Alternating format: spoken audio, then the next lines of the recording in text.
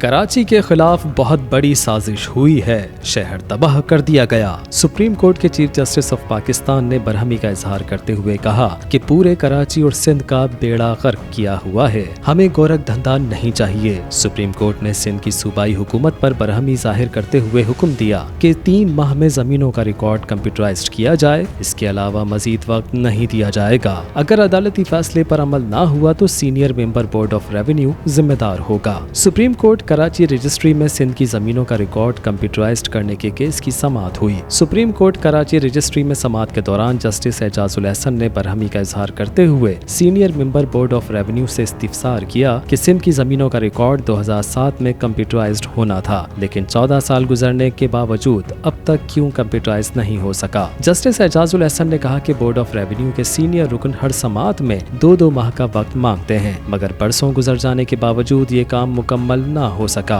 इस पर senior member board of revenue ने कहा कि सिवाय ठट्टा की जमीन के तमाम रिकॉर्ड मुरतब कर लिया गया है। अदालत ने बोर्ड ऑफ रेवेन्यू के सीनियर मेंबरान से सवाल किया कि ठट्टा की जमीन का रिकॉर्ड क्यों मुरतब हो नहीं पा रहा। आखिरी बार ठट्टा का रिकॉर्ड कंप्यूटराइज करने के लिए सन 2018 में वक्त मांगा गया था। अदालत के लिए 3 साल से ठट्टा का रिकॉर्ड मुरतब न होना अजीब बात है। सिंध में मुख्तियारकार वजीर बने हुए हैं, कराची की सरकारी जमीन बादशाहों की तरह अलॉट कर रहे हैं। जस्टिस एजाजुल एहसन ने अपने रिमार्क्स में कहा कि जमीनों पर कब्जे बोर्ड ऑफ रेवेन्यू की वजह से हो रहे हैं। बोर्ड ऑफ रेवेन्यू सबसे ज्यादा करप्ट तरीन इदारा है। चीफ जस्टिस ऑफ पाकिस्तान गुलजार अहमद ने रिमार्क्स दिए कि हजारों जमीनों के तनाजात पैदा हो रहे हैं, किसी की जमीन किसी को अलॉट कर दी जाती है, जमीनों पर कब्जे भी इसी वजह से हो रहे हैं। सुप्रीम कोर्ट ने हुक्म दिया कि सिंध, खैबर पख्तूनख्वा और बलूचिस्तान की जमीनों के रिकॉर्ड को कंप्यूटराइज्ड किया जाए। अदालत ने कहा कि सारी रिपोर्ट्स देखी हैं हमने, दिखावे की कार्रवाई करके फिर इमारतें बना दी गईं। सर्वे के मुताबिक ठीक रिकॉर्ड चाहिए। आप लोगों ने धंधा बनाया हुआ है, रेवेन्यू ने सारा काम खराब किया है और सिर्फ माल बना रहे हैं। अदालत ने कहा कि आधा कराची सर्वे नंबर पर चल रहा है। आपके कराची का तो मास्टर प्लान ही नहीं, यहाँ किसी के पास मास्टर प्लान नहीं है, किसी के पास है तो अपना बनाकर रखा हुआ है।